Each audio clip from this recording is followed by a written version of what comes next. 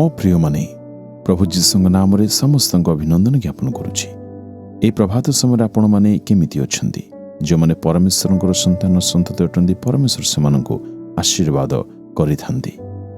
ଆଜି ପରମେଶ୍ୱର ଆପଣମାନଙ୍କ ନିମନ୍ତେ ଆଶୀର୍ବାଦର ବାକ୍ୟ ରଖିଛନ୍ତି। ଆପଣ ମନେ କରୁଛନ୍ତି ନା ମୁଁ କେଉଁ ଦେଶରେ ବର୍ତ୍ତମାନ ଅଛି ବୋଲି? ଗଲ୍ଫ କଣ୍ଟ୍ରିର ଓମାନ ନାମକ ଦେଶରେ ମୁଁ ଅଛି। ମୁଁ ମସ୍କଟ ନାମକ ସ୍ଥାନରେ ଅଛି।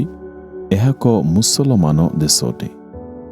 ଏହି ଦେଶରେ ପ୍ରାୟ 55 ଲକ୍ଷ ଲୋକ ବସବାସ କରୁଅଛନ୍ତି। ଏହି ଦେଶରେ ବସବାସ କରୁଥିବା ଲୋକମାନଙ୍କ ସଂଖ୍ୟା ମଧ୍ୟରୁ 58% ନିଜ ଦେଶର ଲୋକମାନେ, ପୁଣି 42% ବାହାର ଦେଶରୁ ଆସିଥିବା ଲୋକମାନେ।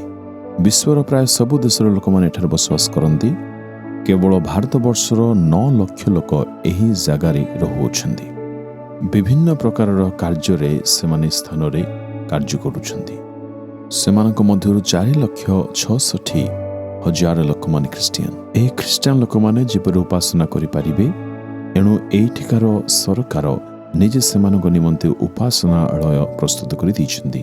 ଏହି ଚର୍ଚ୍ଚ ଯାହା ଅଛି ଏହା ରୁବି ନାମକ ଏକ ସ୍ଥାନରେ ତିଆରି କରାଯାଇଛି। ଆଉ ଗୋଟିଏ ଚର୍ଚ୍ଚ ଗାଲା ନାମକ ସ୍ଥାନରେ ତିଆରି କରାଯାଇଛି। ଏଠାରେ ବିଭିନ୍ନ ପ୍ରକାର ଭବନ ଗୃହ ସବୁ ତିଆରି କରାଯାଇଅଛି। ଏହି ମଧ୍ୟରେ ହିଁ ଖ୍ରୀଷ୍ଟିଆନ ଲୋକମାନେ ଉପାସନା ଆରାଧନା କରିଥାନ୍ତି।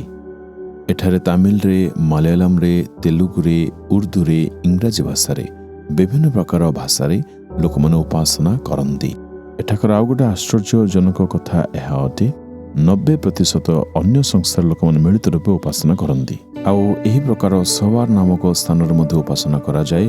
ପୁଣି ବିଭିନ୍ନ ଜାଗାରେ ମଧ୍ୟ ହୁଏ। ଏପରିକି ହିବ୍ରି, ଏଭ୍ରା ଏପରି ବିଭିନ୍ନ ନାମକରଣ ମଧ୍ୟ ରହିଛି। ଗୋଟିଏ ଗୋଟିଏ ସହରର ଲୋକମାନେ ମିଳିତ ରୂପେ ଉପାସନା କରିବା ପାଇଁ ସେଠାକାର ସରକାର ପ୍ରାବଧାନ କରିଅଛନ୍ତି। ଏହା ଏକ ମୁସଲମାନ ଦେଶ ହେବା ସତ୍ତ୍ୱେ ହିଁ ସମସ୍ତ ପ୍ରକାର ଧର୍ମର ଲୋକମାନେ ଏଠାରେ ମିଳିତ ରୂପେ ରହିପାରନ୍ତି। ଏକ ଖ୍ରୀଷ୍ଟିଆନମାନଙ୍କ ନିମନ୍ତେ ଗୃହ ମଧ୍ୟ ରହିଛି। ତାହାରି ପଛ ଭାଗରେ ଏକ ମନ୍ଦିର ମଧ୍ୟ ତିଆରି କରାଯାଇଛି।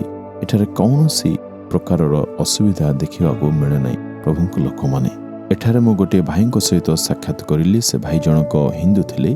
ମୁଁ ତାଙ୍କୁ ପଚାରିଲି, ଏହା ମୁସଲିମ ଦେଶ ହେବା ସତ୍ତ୍ୱେ କୌଣସି ଭେଦଭାବ କିପରି ଏଠାରେ ଦେଖାଯାଉ ନାହିଁ? ସେ ଭାଇ ଜଣକ କହିଲେ, ଆଜ୍ଞା ହଁ, ଏହା ସମ୍ପୂର୍ଣ୍ଣ ମୁସଲିମ ଦେଶ, ତଥାପି କୌଣସି ଧର୍ମକୁ ଏଠାରେ ବିରୋଧ କରାଯାଏ ନାହିଁ। ଭାଇ ଭାଇ ମଧ୍ୟରେ ସମ୍ପୂର୍ଣ୍ଣ ପ୍ରେମ ଏଠାରେ ଦେଖାଯିବାର ଆମେମାନେ ଦେଖୁଛୁ। ଏଠାରେ ରାଜାଙ୍କର ଶାସନ ଚାଲେ। ରାଜାଙ୍କର ଆଜ୍ଞା ଅନୁସାରେ ସମସ୍ତ ବିଷୟ ଏହି ଜାଗାରେ ରାଜ୍ୟରେ ଅନୁଶାସନ ହୋଇଥାଏ।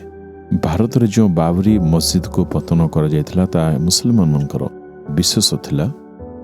ସେହି ବିଶେଷ ଦିନମାନଙ୍କରେ ଏଠାକାର ସରକାର ହିନ୍ଦୁମାନଙ୍କ ଉପରେ ଯେପରି କୌଣସି ଅତ୍ୟାଚାର ନ ହୁଏ, ଏଥିପାଇଁ ସେମାନଙ୍କ ମନ୍ଦିର ପୁଣି ସେମାନଙ୍କ ରହଣୀ ସ୍ଥାନମାନଙ୍କରେ ଫୌଜ ସୈନ୍ୟମାନଙ୍କୁ ଦେଇଦେଲେ, ଯାହାରେ ସେମାନଙ୍କ ଉପରେ କୌଣସି ଅତ୍ୟାଚାର, କୌଣସି ତାଡ଼ନା ନ ଘଟେ। ଏହିପରି ଏଠାକାର ସରକାର ବହୁତ ଉତ୍ତମ କାର୍ଯ୍ୟ କରନ୍ତି। ଆପଣ ଇଚ୍ଛା ଅନୁସାରେ ଏଠିକାର ସରକାର କିଛି କରନ୍ତି ନାହିଁ।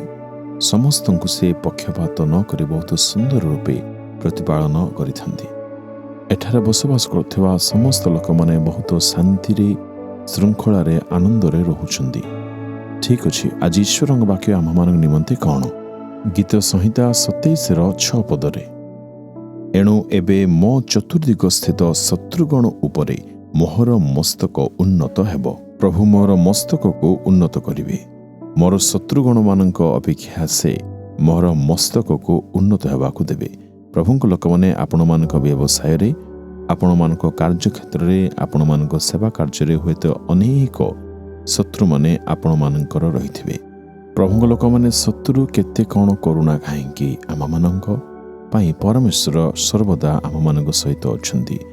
ଶତ୍ରୁ ଆମମାନଙ୍କ ବିରୁଦ୍ଧରେ ଯେତେ ଉଠିଲେ ମଧ୍ୟ ପରମେଶ୍ୱର ଆମମାନଙ୍କୁ ଶତ୍ରୁଗଣଠାରୁ ଅଧିକ ସେ ଉନ୍ନତ ପ୍ରଦାନ କରିବେ। ଏଣୁ କୌଣସି ବିଷୟ ନିମନ୍ତେ ଆମେମାନେ ବିଚଳିତ ନ ହେଉ, ପ୍ରଭୁଙ୍କଠାରେ ରହୁ। ସେ ପ୍ରତିଜ୍ଞା ଯାହା କରିଅଛନ୍ତି, ସେ ନିଶ୍ଚୟ ଶତ୍ରୁଗଣ ଅପେକ୍ଷା ଆମମାନଙ୍କୁ ସର୍ବତ୍ର ରୂପେ ଉନ୍ନତ ପ୍ରଦାନ ନିଶ୍ଚୟ ସେ କରିବେ। ଆମ୍ଭମାନଙ୍କ ମସ୍ତକକୁ କେବେ ମଧ୍ୟ ତଳକୁ ନ ଦେବା ପରମେଶ୍ୱରଙ୍କୁ ଆମେମାନେ ସମସ୍ତେ ଧନ୍ୟବାଦ କରିବା। ସ୍ତୁତି ହଉ, ସ୍ତୁତି ହଉ। ଆମେନ୍, ଆମେନ୍।